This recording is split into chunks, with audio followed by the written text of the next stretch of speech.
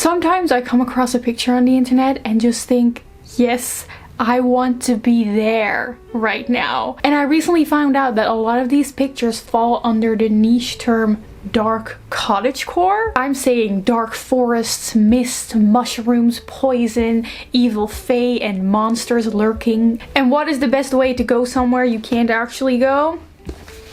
Fiction. So for this vlog, I just wanted to read a bunch of books with this dark cottagecore vibe because maybe I just discovered the new best thing. Hi, if you're new here, my name is Leonie. Welcome. Thank you for hanging out with me and chatting a little bit about books. Let me show you the books that I chose that I want to read. I'll tell you more about them as we go through the video, but these are the ones I picked out. We Have Always Lived in a Castle by Shirley Jackson as a classic. I'm also going to listen to Fortuna Sworn, which is a self-published fae story. This may be a complete misser for me, but I just want to give it a try. And then I think the first one that I'm going to read is, or listen to, is an audiobook for Among the Beasts and Briars. This one is really one of those dark foresty books. All I know about this, and all I need to know about it to be honest, is that it includes a dark evil forest and a fox companion. So I think you understand why that's all I need to know about it. So this one is the one I'm going to start with in this vlog. I hope you're gonna enjoy this week or multiple weeks depending on how fast I read. Not very fast usually. Of me just chilling, enjoying autumn, and hoping to bring also a little bit of dark cottagecore into my own life. Balzer and Bray and Harper Audio present Among the Beasts and Briars by Ashley Poston.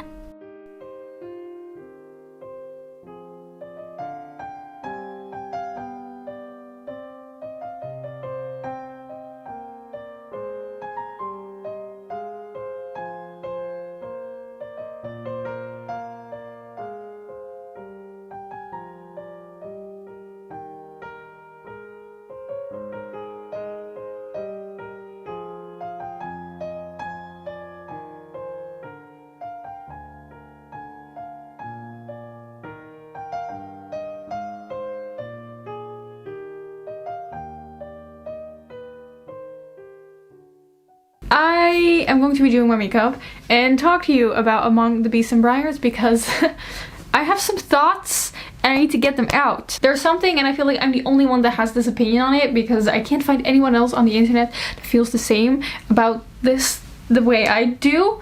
But we'll get to that. Let's first just... Okay, I'm gonna do my makeup. So far it's just a pretty standard YA fantasy. We have our main character who of course has secret magical powers. She is the royal gardener, which I really like because it means that she does, you know, make the gardens for her best friend who is the princess. I do really like that this book, instead of making the main character the princess, the main character is the best friend of the princess who is going to be coronated. But things go wrong and she ends up having to run away into the evil magical forest, and the idea of this book is so cool, you know, like the forest is scary because there are these ancient creatures hunting you.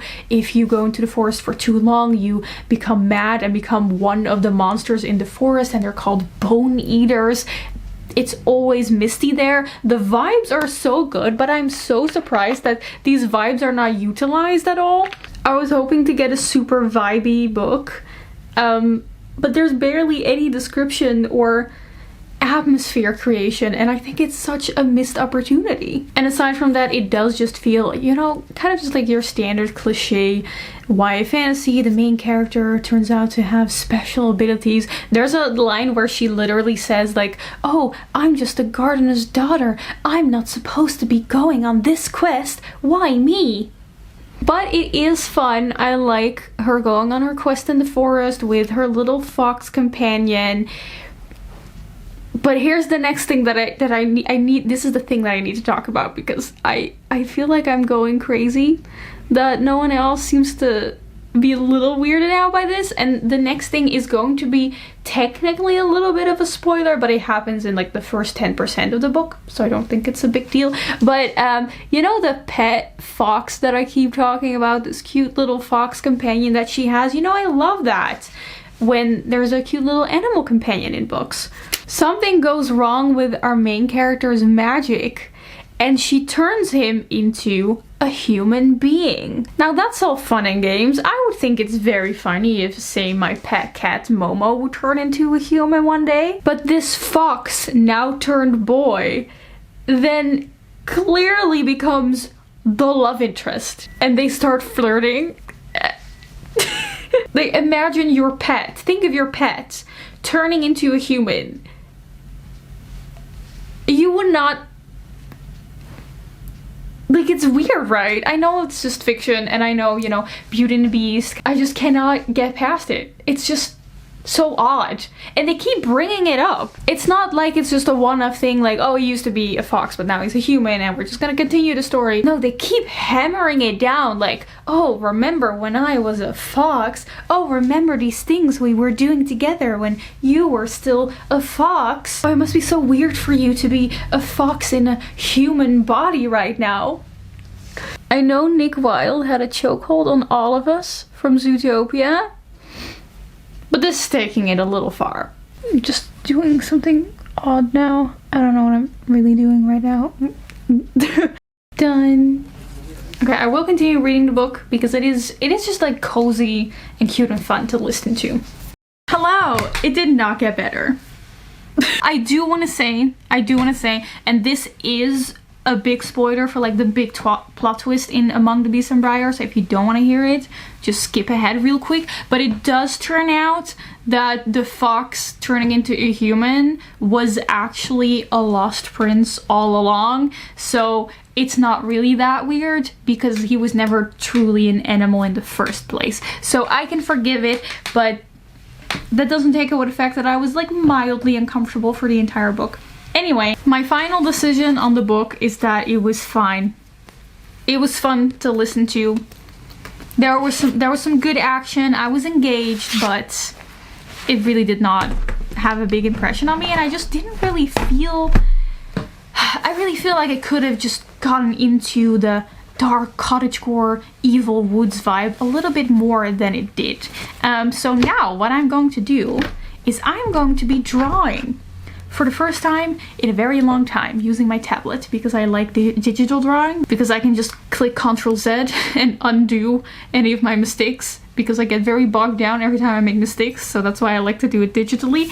But I've been feeling the dark cottagecore vibes, and I have this image in my mind that's giving dark, vintage, animalistic, demony, and I want to draw it. And as I do that, I'm going to be listening to a new audiobook. I'm going to be listening to Fortuna Sworn by KG Sutton. This is, I think this is self-published. I heard that this one is super addictive, full of fae and evil creatures treating each other badly, which I love. It's mostly the cover that's giving me dark nature vibes, and generally fairies have a very dark naturey vibe to them. So I'm gonna listen to this while I draw, and I will tell you what I think.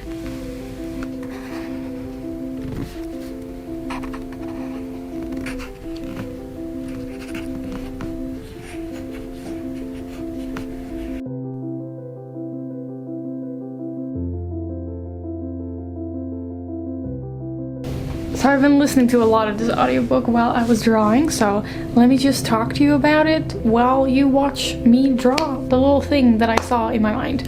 Fortuna Sworn takes place in our world, but there are werewolves, fairies, and other descendants of angels, and our main character, Fortuna, is one of those people, and she is a very rare being, the last of her kind, and that is a nightmare. And being a nightmare means that when she touches people, she can show them their worst and deepest, darkest fears.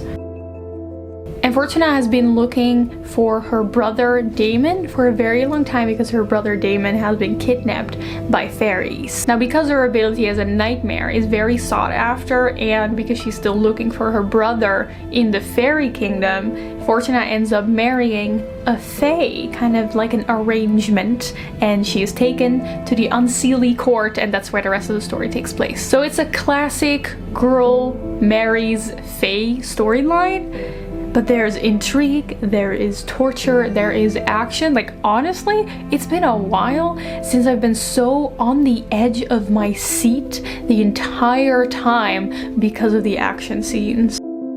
Also, our main character, Fortuna, is nice and badass and not dumb, which I highly appreciate. She is, however, very edgy. The entire vibe of the book is very edgy. She's a cool girl, she works at the bar, but despite that, she's a main character to root for. Now, there's one big letdown for me regarding this book, but I'll first talk about some other things, because this book has a few tropes that I usually do not like, but I don't mind them in this story, so let's just go over them. First, if you like brooding, no emotions, alpha male characters, Colith, the fae that Fortuna marries, is gonna be up your alley. I usually do not like these type of characters, but Colith never ends up doing borderline abusive things. He's the typical very protective hero, but he never gets possessive over Fortuna. This book also contains the mating trope. Because Fortuna and Colith marry, that immediately means that they agree to having a mating bond. And because it's not fate, because it's this chosen arrangement that they enter into, I again don't even really mind the mating trope. And lastly, this book has the main character is a virgin trope. I usually do not like it when female main characters are pushed into this purity stereotype, but I promise you, in this story, it makes sense for Fortuna and the storyline. So again, I don't mind it. Now, there is, however, one thing that is kind of a letdown in this book, and that is mostly my own fault, and it's just that this book really isn't as dark cottagecore as I thought. Based on the fact that this takes place in the fairy court, I was expecting it to be way more nature themed, like dark fairy tale themed, the same way The Cruel Prince is, but the story has more of an urban feel to it instead of a naturey fairy tale feel. I also think the cover really does give a wrong impression of what the environment of the book looks like. But the book is definitely dark though. I really like that. It is violent, there is torture, it is graphic, they're not shying away from anything. And I am having a good time. Overall, oh my gosh, I'm having a good time reading this book. I've almost finished it, so I will probably continue listening to the audiobook while I make some lunch. I wanted to show you guys something because the other day, so twice a week, there is a farmer's market in my city, and I've always wanted to go there. I keep wanting to go there, but I somehow never really get around to it. But the other day I just stumbled across it and I was like, this has a really nice vibe, let me just walk around here. I didn't really plan on buying anything, but then I came across a little mushroom stand, and they had all these different types of mushrooms that you would never see at a supermarket. So I was like, actually, I do kind of want to try out some different types of mushrooms. So I got a little bag of mushrooms. These are canthorals. They have a yellowish stem, so I'm gonna use these for my lunch today. And after my lunch, I want to start reading We Have Always Lived in the Castle by Shirley Jackson. I'm very excited about this one. Supposedly it's peak dark cottagecore. I heard that there's actually no castle in it. It's just about this family that lives in kind of a mansion, kind of a villa in a village, but everyone in the village hates them and they don't fit in, and there's a lot of themes of mushrooms and fungus and rot. So that sounds like something I would enjoy. Oh, the last thing that I wanted to show you guys, sorry I keep having things, I have been propagating this boy over here, my photos plant, and they finally got roots. Look, tiny roots, big root. This one has been growing a big root. Okay, let's make some lunch.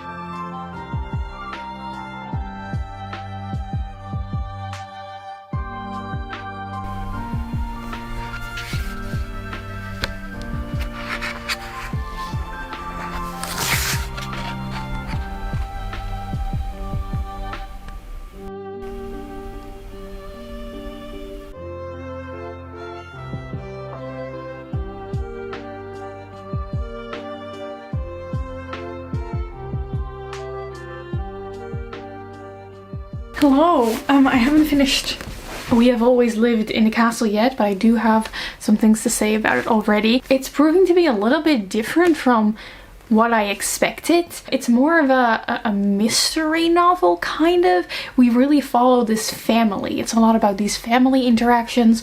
They're completely shunned by everyone else in the village, and you're slowly figuring out why, because there seems to be some murderous things that may have happened. And we are mostly following our main character, Mary, who is the 18-year-old daughter.